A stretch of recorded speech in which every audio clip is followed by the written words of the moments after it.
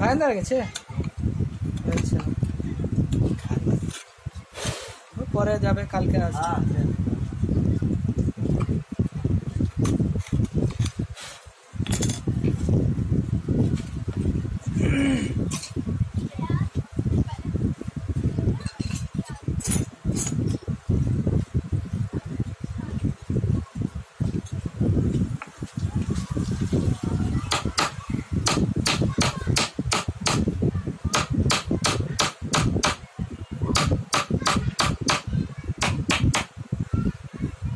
তারপরে ধীরে ধীরে সেট ডিজাইন বানাইতে বানাইতে না, আমার যে বাঙালি ছেলেটা তমলুকের, সে হাতে এরকমই ধরে, এই যে খাস কিরকম তুলে না, আমি এরকম করে তুলতাম, আমাকে সেই হাতে ধরা শিখাইছে। তারপরে সে 15 বছর কাজ করে, আমি যতদিন যাই তার 15 বছর আগে দিয়ে কাজ করে। তো তার পেমেন্ট ছিল প্রত্যেক মাসে 6000 টাকা, 6500 টাকা করে তুলতো, ঠিক আছে। আর আমি 1 বছর কাজ করছি না, 2000 টাকা পেমেন্ট করছে। আমি বলিনি একাই বাড়াচ্ছে, যেমন কাজ করতেছি। তারপরে ডিজাইন বানিয়ে দিতাম, সেট ডিজাইন বানাইতে বানাইতে টাইম হয়ে গেলে ঘরে চলে যেত, মানে দাদর থেকে মালাড়ে থাকতো আর কি। আচ্ছা, ঘরে চলে আসতো। আমি রাত্রে ওরা তো ঘুরতে চলে যাবে শিবাজি পার্ক, এখানে ওখানে বিয়ার টিয়ার খাবে, আমি বসে বসে ডিজাইন, সেটের যে ডিজাইনটা ওইটা একসঙ্গে আমরাও যেতাম মাঝে মাঝে ঘুরতে, রবিবার দিন হলে সকালে। অন্যান্য দিন আমি ডিজাইন বানাতাম ধীরে ধীরে ধীরে ধীরে।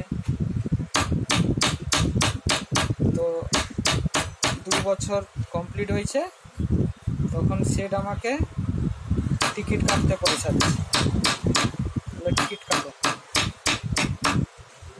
তো টিকিট কাটছি কালী পুজোর সময়, 3 মাস আগে টিকিট কাটছি সেইখানে। তারপরে দেশে গেছি, সেট বলতেছে এই 5000 টাকা আমার তরফ থেকে গিফট, 2 বছর ছিল বলে তুমি যেতে কাজ শিখছো না, 5000 টাকা দিচ্ছে হাতে। আরও খুশি হয়ে গেছে। তো দেশে গেছি না, প্রথমে দিদি বাড়িতে গেছি। দিদি মানে ছোটবেলা আমার মা নেই না, দিদি মানুষ করছে। তো দিদি ধরে গেলাম, প্রথমে কুরলা থেকে আঙুর 1 পেটি গেছি সকলকে মাঠে। দিদি ধরে গেছি পুরো পেটি, 17 কিলো, 20 কিলো থাকে, তাহলে 17 কিলোর মতন ওজন, কত 17 কিলো, 2 কিলো কম ছিল। তো যেতে সকলকে বাঁটলো, ঘরে নিয়ে গেলাম। ঘরে আমার ভগ্নিপতি আমাকে নিয়ে যাচ্ছে আমাদের বাড়িতে। তারপর বাজারে আসছি, বাজারে কালী মন্দির টন্দির সব আছে আমাদের বাজারে, দুর্গা পূজা হয়, কালী পূজা হয়, সব পূজা হয় আর কি। সেখানে নিয়ে এসে আমার কাকার ছেলেকে বলতেছে, ওই যাবি তো ঘরে? বলে হ্যাঁ চলো। কাকার ছেলে আমাকে চিনতে পারে, বলে ওটা কি,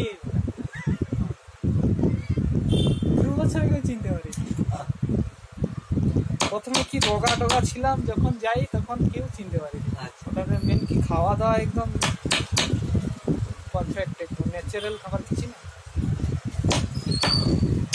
তো মাছ মাংস কোনোদিন এখানে খাইনি। আমার ওই কায়শিকটা গুজরাটি হোটেল না, ও স্বামীনারায়ণ মন্দিরের হোটেল। আচ্ছা, স্বামীনারায়ণ সব মন্দির, সব নিরামিষ সব। আচ্ছা। তো খাবার কিরকমই ছিল, সব দিন চলতো, সোমবার দিন বন্ধ থাকতো আর কি। সোমবার দিন এক টাইম খাওয়া হতো। এক টাইমে কি কি দিত, মানে এই আমের সময় আম রস যত খুশি খেতে পারো, আর মিষ্টি, গোলাপ জাম, এগুলো সব থাকতো এক টাইম। ना ना ये स्केच पेन चलेगा, मिट जाएगा। हाँ।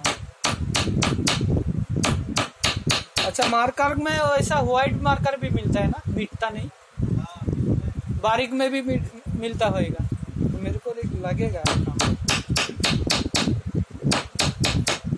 तो ये सब खाবার খেয়ে একদম ন্যাচারাল না, তো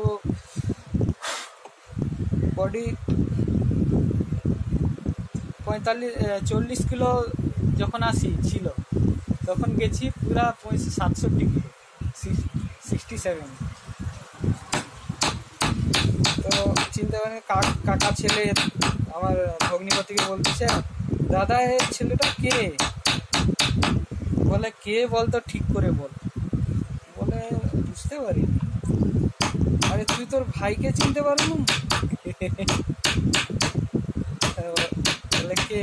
বলে, এই চিনতে পারিনি একদম।